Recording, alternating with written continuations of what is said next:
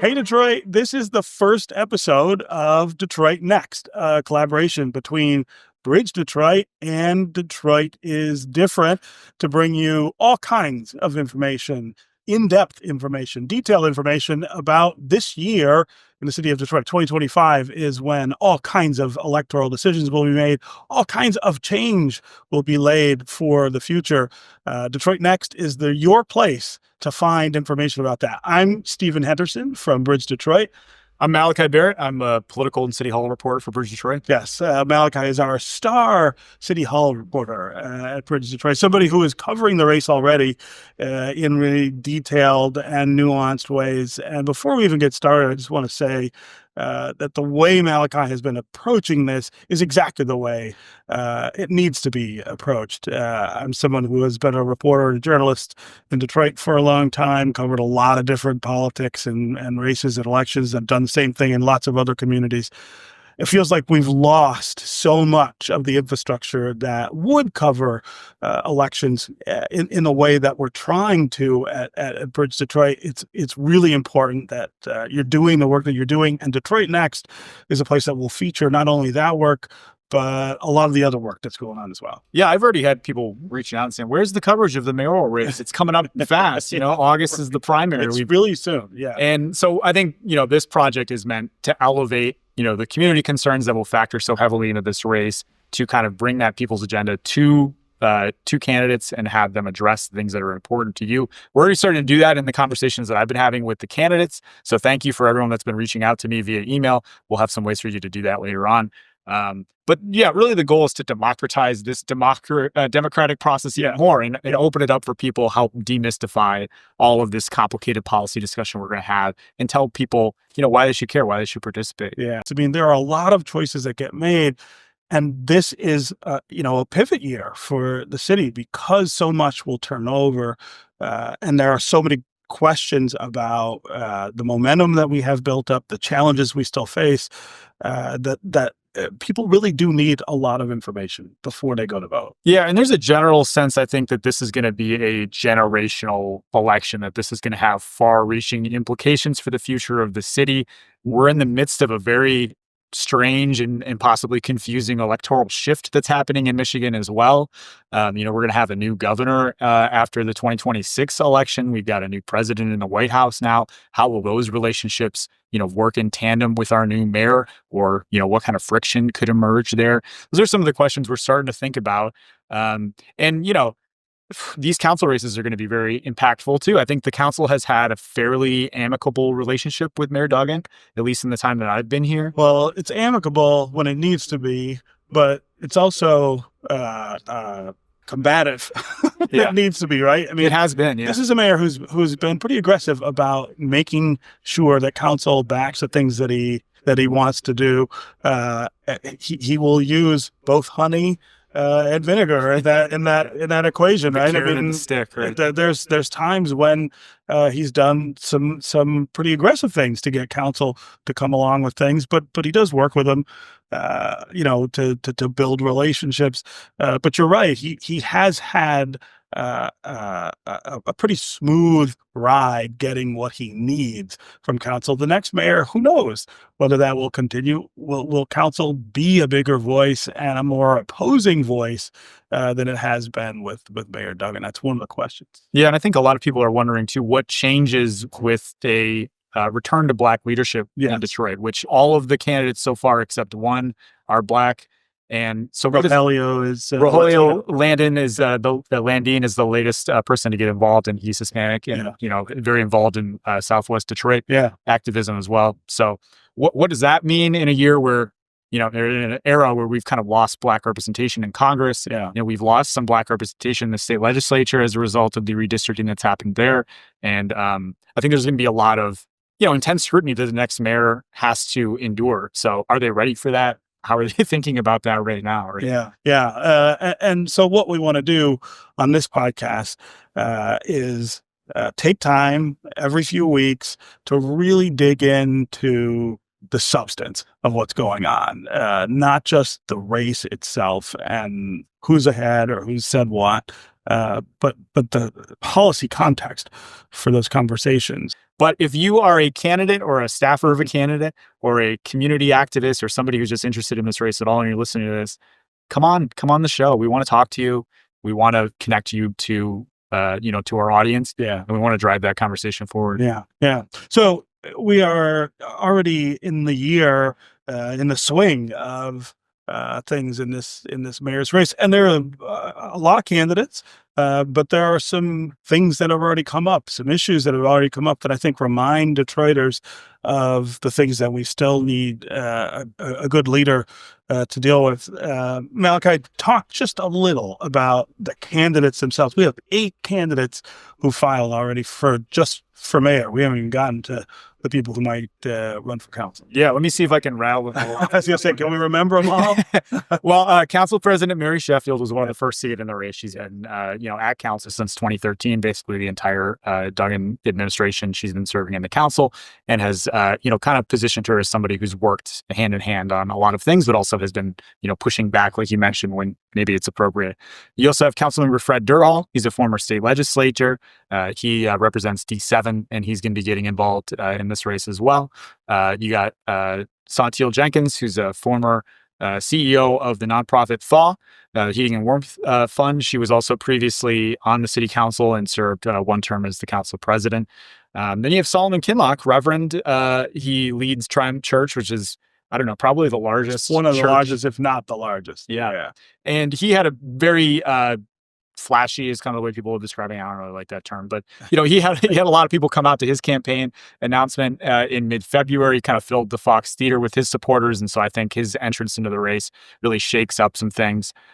You also have Joel Hashim, who's a businessman who's been involved. He actually started here in Detroit with a series of party stores and then became a wholesale distributor and joined trade delegations. He's kind of the most anti-corporate candidate that we've seen so far. Mm-hmm.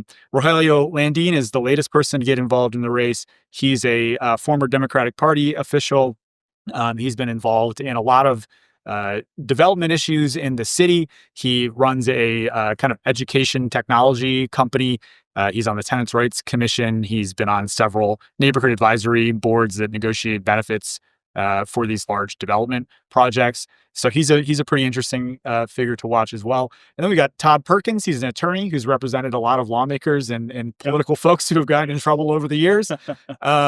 We also have Jonathan Barlow, who will be making an announcement later on. I had the chance to meet with him and get to know him a little bit. Remind me of when the filing deadline is? It's in April. It's in April. Like mid-April. Yeah. And that's when you have to have your stuff together and your signatures and your papers and stuff. I want to just bring up a couple of things that I've been hearing from listeners, from readers, from people that have reached out to me about, what are the important things for them in this race. And there's been some kind of common themes. I mean, people talk about the next mayor should be able to work with the philanthropic community, should be able to work with the business communities, and needs to be kind of a unifying force. Duggan's talked about this too, the kind of politics of us versus them, in terms of race, in terms of suburbs versus the city. It is kind of in the rear view. I don't know if that's necessarily true, but it seems to be a winning electoral strategy, the way he's presented it. He's given advice to candidates already saying, you have to be about unifying instead of dividing. I don't know. I think some of this support of the business community could be controversial, again, because folks don't always feel that those partnerships have benefited them necessarily. People really want a leader with integrity, somebody who's going to stand on business, but also not run into controversy or scandal, who will represent the community well, right? And, a lot of this is also just keeping the momentum going, keeping the kind of development momentum growing. Nobody really has been an anti-Duggan candidate so far and said that I'm going to really do things differently. A lot of them are saying, I'm going to pick up the ball where he left off. We're going to make some changes in terms of maybe being more responsive to community needs and things like that. But overall, the general kind of plan of recruiting business down here and keeping that growth in the downtown seems to be, continued. I'm wondering who the education candidate is going to be in this. A lot of people are talking about the public schools, and there needs to be.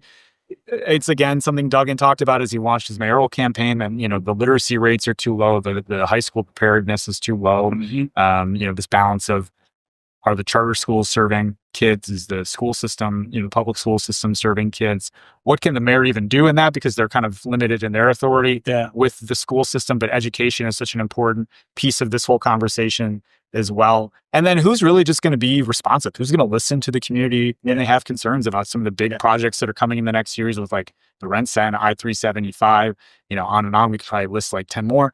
Are they going to be receptive to community? Are people going to have a seat at the table for the next mayor? Are they going to be a grassroots mayor? Or are they going to be kind of more top down? Right. It's great that you're already getting that feedback, and that's what we want to encourage here on Detroit Next. Tell us what's on your mind. Tell us what you're seeing. Tell us what's going on in your community that makes you think differently about this race. This is a forum for Detroiters to do that, and for us to take that and put it to candidates. Ask them point blank, well, this is what people say they want or they're concerned about. What would you do about it? All right. So I'm a little newer to the city. You've been covering Detroit for a long time. Yeah. This is actually my first municipal election covering Detroit. Yeah. I've covered a lot of elections across the state, but not a city race in Detroit. This will be different, I promise. Yeah. Well, I'm wondering about that. Like for you, what is really different about this now that we're kind of coming out of the Duggan era? We've talked a little bit about some of the candidates themselves, but for you, top level view, what's different about this? So I've been saying to everybody who asked, and lots of people are asking, not just here in Detroit, but I get calls at least once or twice a week from people in other cities who are curious about what's going to happen. I've been saying that it's too early for me to have too many opinions about it, but there are some things that do really jump out. One is that we have so many people who are interested, who I think of as qualified, as people who, at least on paper, bring the kind of experience and intellect and interest to the job that we would want in the next mayor. We don't always get that here in Detroit, and it's been a long time since we had this many people thinking about things in that way and raising their hands and saying, "I want to do this." And I feel like each of the candidates, when you watch them talk about it, there is a level of sincerity about not just wanting the job, but wanting to do the job, wanting to have the impact that the mayor could have on Detroiters' lives. So that's one huge thing. The other thing that's always on my mind is what's next for the city. These things that have happened recently that remind us of how vulnerable people are in the city and how many people are vulnerable in the city. If you just breaks your heart. I had a conversation with my mother who lived here for more than 40 years of her life.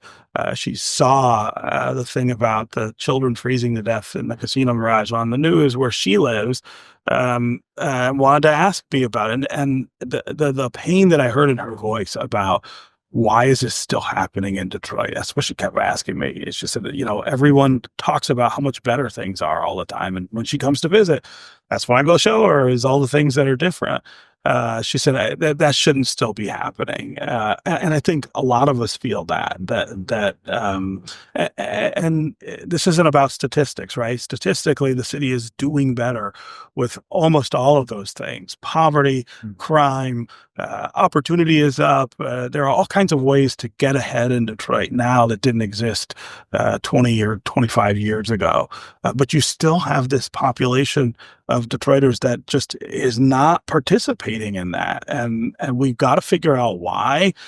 We've got to figure out why all the things that we're doing aren't reaching them on an emergency basis or on a long-term basis, and what it is that we have to do to get them, more help, to get them to the place where the things that are getting better here are getting better for them. And then the third thing I think about is the momentum. I grew up in Detroit in the 70s and 80s, which I remember fondly, but in the city's history, those are not the shining best decades. Things were pretty rough in the 70s. Things were even rougher in the 80s and 90s. I've known lots of people who worked for lots of different mayors in the city. People who used to work for Coleman Young used to talk about cabinet meetings where they would literally have to sit and figure out how to make the next payroll, right, in the city. That money was so tight in those days that they just couldn't do anything that they wanted to do. It was just keeping the lights on, literally, and that's we failed at that, right, later, and had to reboot the whole system. We're in such a different place now. I mean, it's not the city that almost any of us can remember from those days. And sometimes I get worried that it's not real still, right? I'm enough of a pessimist. It's just like with the Lions, right? I mean, when they start to do well and they get into the playoffs, I'm always like, is this real? I've been around long enough to know not to get too excited about it. I still feel that way about the city. And maybe that's not accurate. Maybe we're past the point where things could slip back to where they used to be. But for me, it's always that worry that somehow we're snake bitten and that we can't get past a certain point to be a healthy city in the ways that I know other cities are. I've lived in lots of other cities, and I've always been, whether they were better cities than Detroit or cities that had more problems than Detroit. I've lived in both. The idea of the things that people have in other cities and take for granted that we have never had, at least not in my life. Like a functional bus system. A functional bus system, right? I mean, basic things. That's bothersome. And so I'm worried. I worry about a leadership change affecting that momentum in a way that doesn't benefit us. And there are complicated questions about that, how you manage the enthusiasm of business against the needs of people who don't have opportunity.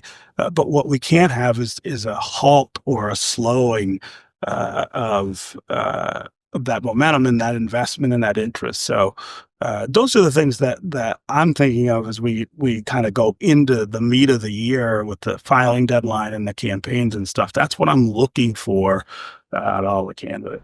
We get pretty decent turnout these days for national elections.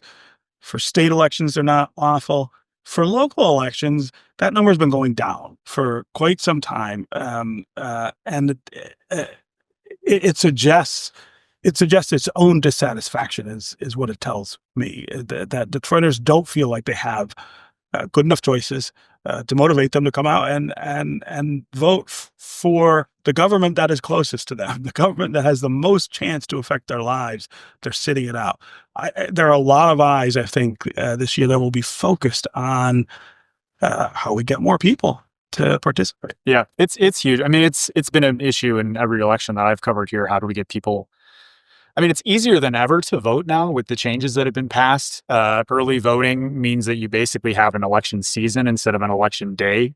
But still in these mayoral races, since 2009, we've seen turnout go from around 130,000 voters to 92,000 in the latest 2021 race. Will a more open field inspire more people to participate? Yeah. Is some of that drop off because you had Duggan in office and it was kind of assumed that he would, especially with, after his first term, he posted some pretty commanding victories. Does this opening of the field maybe encourage more people to get involved? Maybe they'll identify more with the candidate. Yeah. I mean, I think even just by nature of having 8 candidates, canvassing the city and holding events has the potential to get more people involved. But also candidates are very strategic about where they go and who they talk to. They tend to invest more of their time, in neighborhoods where people vote more. And so that creates kind of a feedback loop where you're spending more time on the people that tend to be more engaged, and it kind of further drives out the people that you're not reaching. And I mean, for young people in particular, but across the board, what are candidates going to do to inspire, average Detroiters out on the street? Talk to the streets is something I hear from people all the time. How are we reaching people out here who are just living their lives, trying to survive? They don't have time really to get detailed, get into the weeds on different processes and what candidates are doing. But hopefully this is a way to make that more digestible for people too. Yeah. And I also think that talking about the things that go on in people's lives every day, the challenges that they face every day, really focusing on them and having dialogue about them is another way to get more people interested. If you want to talk about affordable housing, go talk to the folks who are struggling to keep themselves in a stable housing environment. You want to talk about public safety. Go to the neighborhoods where public safety is still a real challenge. I mean, we're doing way better than we used to do with especially violent crime in Detroit, but there are still places that are very unsafe and where people are vulnerable all the time. I think getting the candidates to really talk about not just how bad the problem is, but what they will do differently to get different outcomes is one of the things that I hope gets more people interested. Yeah, I think when things are broken, it contributes to this idea that it doesn't matter if I vote or what I do. Yeah, and there's no way to fix these problems through the traditional political process. But me and you have covered government for a long time. We've seen where even a handful of people can affect change, on a city level like this, and I think candidates themselves are going to have to be frank with people. You talk about public safety, we're posting some pretty historic lows in terms of violent crime. Yeah. But anybody that's been a victim of violent crime doesn't feel like the city's getting any safer, right? That's right. If you're in a neighborhood where it's hard to get police to show up to your door, you're not going to really celebrate the fact that we've got, the lowest homicide rate since 1970 or whatever the statistic is. And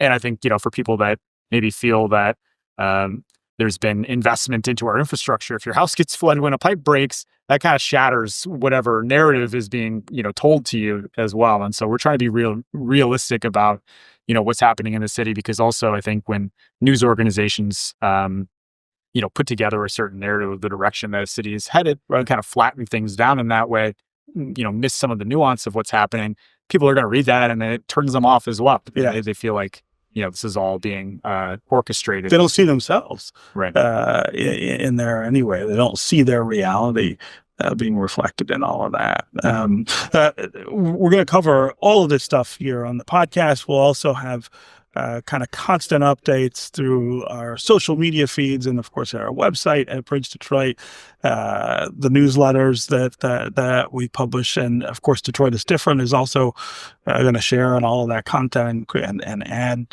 to it. Let's talk quickly about some of the other issues, though, that we think will be centerpieces of this race. One of them, of course, is population growth. Mayor Mike Duggan was very proud last year when finally Detroit reversed, or at least appears to have reversed, the trend of depopulation, first increase reported since the late 1950s, I believe. I'm not a fan of this issue at all. I think it distracts people from some of the things that we've got to deal with, regardless of how many people are here. And I think it doesn't solve a ton of problems, even if we do get more. And we're so far under some of the benchmarks population-wise that would make a difference. When you're talking about 400,000 people short of 1 million, where you get 300,000 or 400,000 people to live in Detroit, when the mayor first said that he wanted to be judged by the growth of population, I was angry with him. I told him I thought it was a terrible error. I thought not just a strategic error, but a substantive error. But here we are 12 years later, and it at least appears to be happening. I don't know what it means. Yeah, it's hard to say that we've really reversed that trend, because, the 1 year increase that we saw was, basically enough people to fill a high school gymnasium, right? So, and I think also this idea of let's bring, new people to Detroit elevates some tension among long-term residents who feel like, again, this growth is not benefiting them. So it's not for them. Who's going to get who are we catering to move into the city, and how does that affect people who are already here? Because, we have folks leaving the city and we have folks coming in. And I think it balanced out to the point where we had slightly more people coming in than we're losing, but we're still losing population as well. We got an aging population. A lot of our young people are leaving this area. They don't feel like there's opportunities for them. They don't feel like they have the ability to get jobs or buy houses or have the kind of lifestyle that they would like. And, Detroit being Michigan's really only, major urban center. Sorry, Grand Rapids don't count. Um, I think this is going to be an important place for the state's population growth strategy moving on. And how does that affect some of the kind of block by block issues? Rogelio Landon has kind of an interesting idea of how to get us to 1 million people. He wants to annex surrounding suburban communities and add to the geography of Detroit. And so if you're in Hazel Park, you're now a Detroit resident under this plan, things like that. So I don't know how realistic that is, right? And I'm going to have to go back and do more of my sort of homework on this, but I believe that part of the reason Detroit stopped growing in the first place was that the law changed in terms of how you can annex, because Detroit did grow for a long time by just swallowing up communities around it. That stopped around the turn of the century, the turn of the last century, I should say, 1900s, early 1900s. That's about the time that the Home Rule Cities Act was crafted and put into place. And I think that makes it much, much harder to take over other cities. It's an interesting idea, though, in that it raises the question of, well, if you could pull in other cities in their entire populations, would that solve some of our problems? Or would it create more problems that the city can't solve for the people who already live here? Yeah, that's a complicated one. We're gonna dive more into whether that's a good idea or not. But it's it's got a lot of people talking when he first put it forward. Yeah. But why is it important for us to grow in population? I mean, part of it is it unlocks more resources for the city. Yeah, you have more people living here. They're paying property taxes if they live in a home. If they have a job here, they're paying income taxes, which is now a larger share of the city's revenue. So it's important. I mean, signifiers of the health of the city, are things like the murder rate. Things like, whether the population is growing or shrinking. Yeah. And so I think it's very important symbolically as well that it shows Detroit is moving in the right direction. But it's more important because it helps bring more resources to the city budget that can then be used, hopefully, to benefit residents. And we're losing a lot of our kind of middle class in the city. We're losing a lot of our middle professionals who are trying to start families, and they move out of the city to do that because they feel like the education opportunities are better.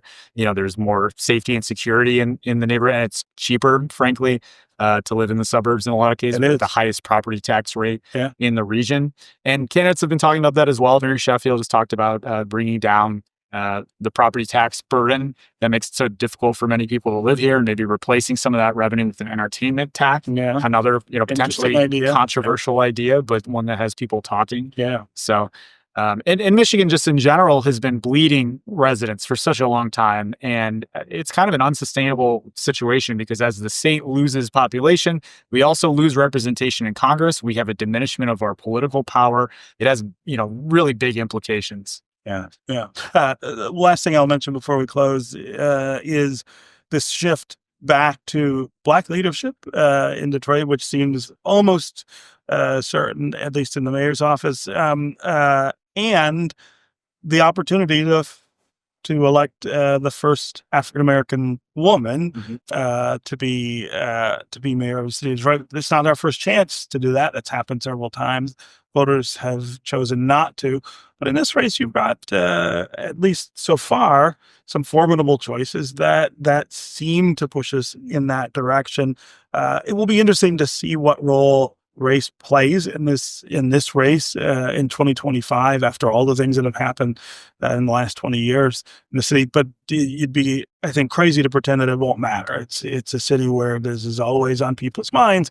The dynamics are shaped in large part by the history of race and racism here. So it's one of the things that we'll have to be eyeing and talking about. Yeah. And so far, I don't think I've really heard the candidates themselves talk about this much. Yeah. But, supporters, voters, surrogates are all talking about this. Yeah. Again, I think it has implications for our relationship to the state as well. Symbolically, is important. And the business community, right? That's done so much of the work supporting the things that are changing in Detroit. A lot of people believe they have an easier relationship with Mike Duggan because he's of the same race as most of the business leaders. How will that change if you have an African American in that role? I think it's something we will want candidates to talk about. We'll want to let voters talk about what their concerns are.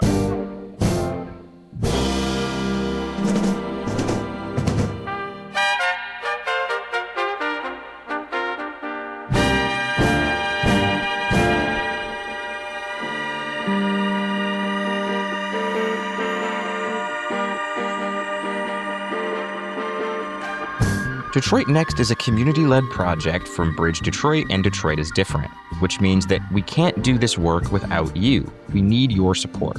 If you have a question or a comment and want to participate in this process throughout the year, give us a call. We have a phone line set up at 313-284-6407.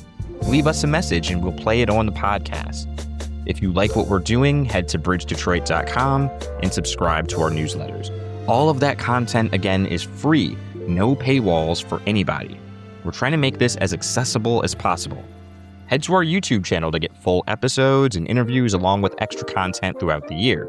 You can also find the audio version of this podcast on Spotify, Apple Podcasts, iHeartRadio, Amazon Music, and DetroitNext.podbean.com. We're going to be doing this all year long, so stay with us. Follow Bridge Detroit and Detroit is Different on your favorite social media platforms and take this ride with us. Thanks.